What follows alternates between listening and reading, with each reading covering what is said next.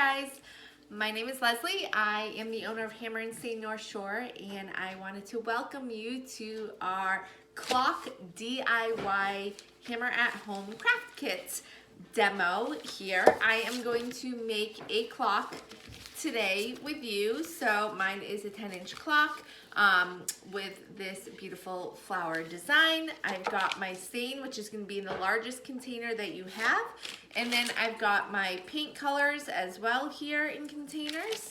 I have an orange sponge that we will use for staining, and I have white sponges that we will use for painting in, and then the sandpaper that we are going to start with. So this video is to really help you go from start to finish so you can take your blank unfinished piece of wood and turn it into a beautiful clock that you can hang on your wall and have it work. So first step, we are going to take our sanding paper, and I want you to sand all around the edges and on the top a little. While you're doing that, decide which side you want to be your front. Sometimes one side is better than the other. So let's get sanding.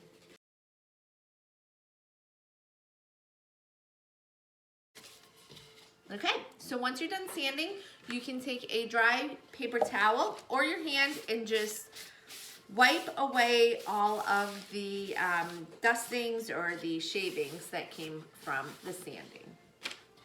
Next up, we are going to stain. So just a little side note, the stain and the paint will not come off of your clothes or the surface that you're working on. If you spill it, or if you spill it on the ground and it gets on a rug or something like that, just be super careful about that. It will wipe off like a countertop with water and soap. It will come off your hands with water and soap, but it will not come off clothing. So please, if you are wearing something that you really like, go change into something that you wouldn't mind getting some paint or stain on just in case, and make sure you've laid something down to protect the surface that you are working on. Okay, so to get started, take your largest container that has your stain. It could be white, it could be gray, it could be brown, whichever stain color you chose. And we are going to open it up and take our orange sponge, and we're gonna dip it in the long way and scrape some of it off, okay? So don't dip it in the short way or you'll be there forever. You dip it in the long way, scrape it off a little, and then we're just going to start spreading it on the front of our piece of wood. If you have the white stain, it most likely is going to take 2 to 3 coats. If you have any other stain color, you may stop after 1 coat if you like the look of that.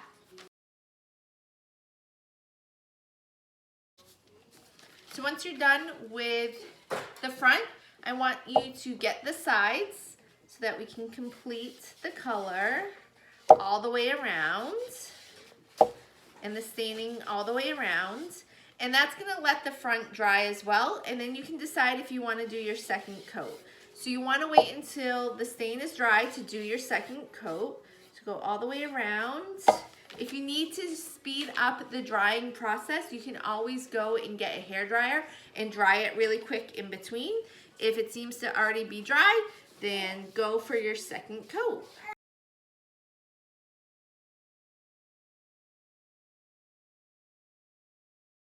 So you can decide if you want to stain the back or not. You probably will never see the back, so it's okay to leave it completely blank. If you want to stain it, you can do a light coat. Make sure it's completely dry before you lay it back down.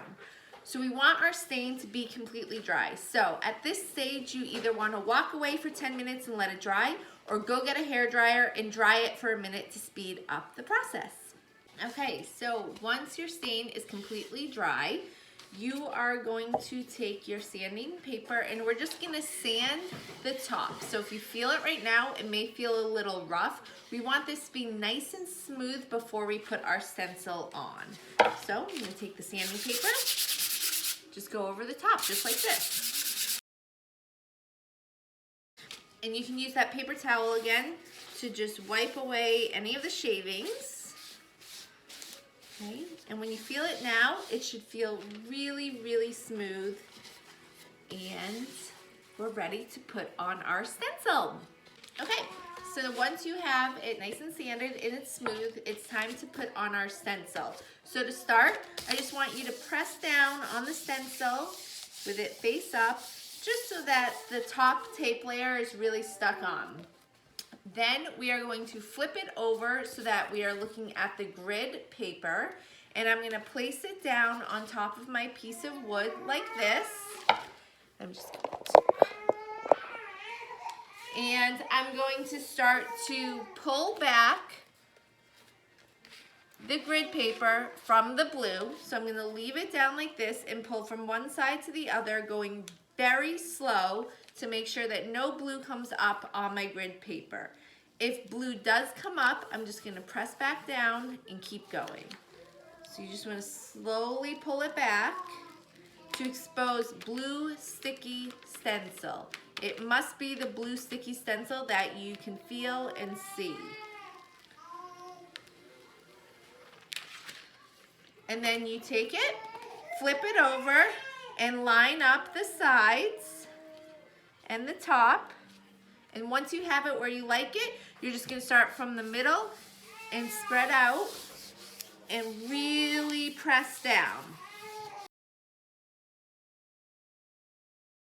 And then we're going to take this top tape layer and we're going to peel that back to expose the blue stencil. It's no longer sticky, but we're just going to expose it and make sure no blue comes up on this either.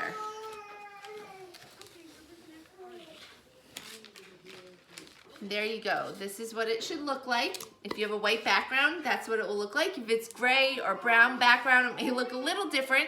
It could be a brown or gray flower right now in numbers. Now it's time to start painting in what we want our design colors to be. So you're going to use these white sponges. You're going to hold them at the tip, and we're going to dip this flat end into the paint. So I'm going to start with my orangey color. I'm going to dip it into the paint, and then I'm going to scrape it off because I really don't want a lot of paint on my sponge when I start painting in. And when we're painting, we're going to dab. So the lighter you go, the better. It means that it won't seep underneath the stencil.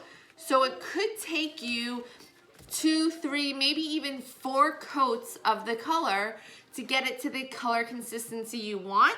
But you'll know that when you peel the stencil off, it's going to be a nice crisp line and crisp design, and you won't have much bleeding or any bleeding at all. So you're just going to dab in the area you want that color. So that is my first coat of orange. And now I'm going to switch to dabbing in the colors for my petals. I'm going to do a little mix of the pink and the purple colors, but for each color I'm going to use a new sponge. So I'm going to dip it in, and then I'm going to scrape it off, and I am just going to dab where I want purple to be, and then I'm going to start to dab where I want the pink to be as well. Just like that.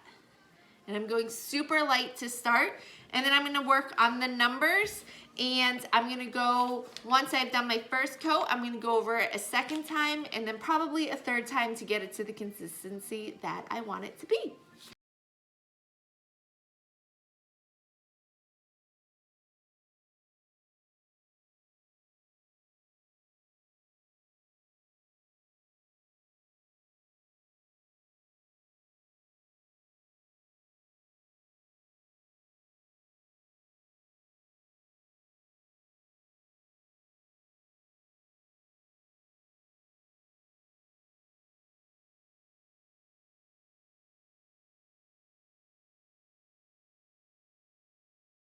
Okay, so when your paint is completely dry, it's going to look like this, and it's time to peel off the stencil. And just how we peeled it off before, the tape layer, we're going to peel off this blue stencil. You can go nice and slow, and if any part of the stencil breaks or rips, that is okay. Just keep going, keep pulling it away, just like this. Parts of the stencil are going to get stuck, as you can see. on your clock, but we're gonna keep going, and then we're gonna go back with a tweezer or a toothpick or just your fingernails, and you're gonna pick out all the stuck little parts of the stencil.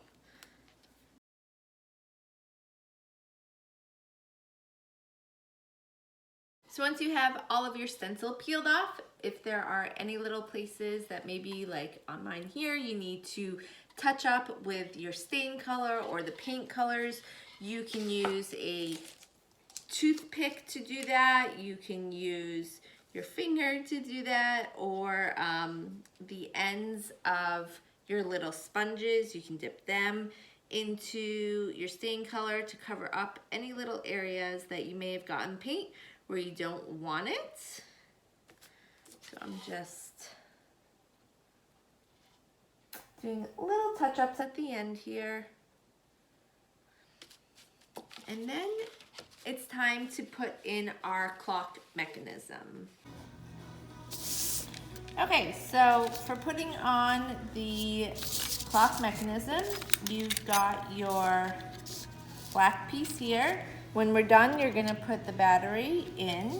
You've got a metal piece, and then you've got your clock hands, which could be anywhere from 2 to 3. So you definitely have a minute and an hour hand, and some come with the second hand as well.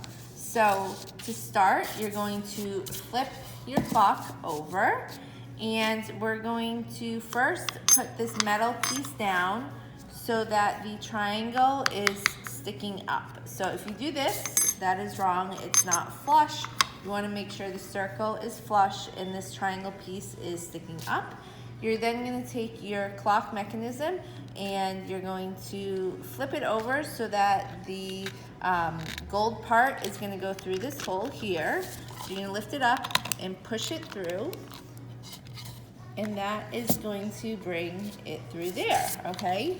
So it should be pretty secure, and this is gonna be so that you can hang the mechanism on a hook when you are done, or hang the clock on the hook.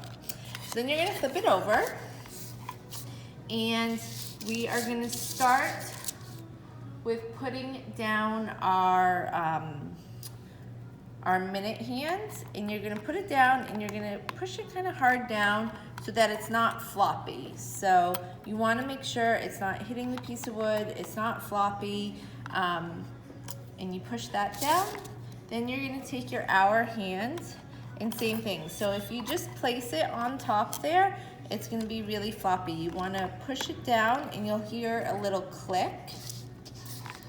Then you're going to take, if you have a second hand, that's going to be the top piece. If you only have these, then your hour hand will have this little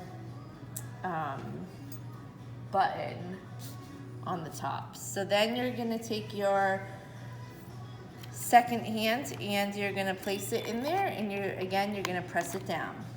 Okay, and you want to make sure that none of these are going to be touching each other, so you may want to just do a quick little skim around. So see how that one's going to hit?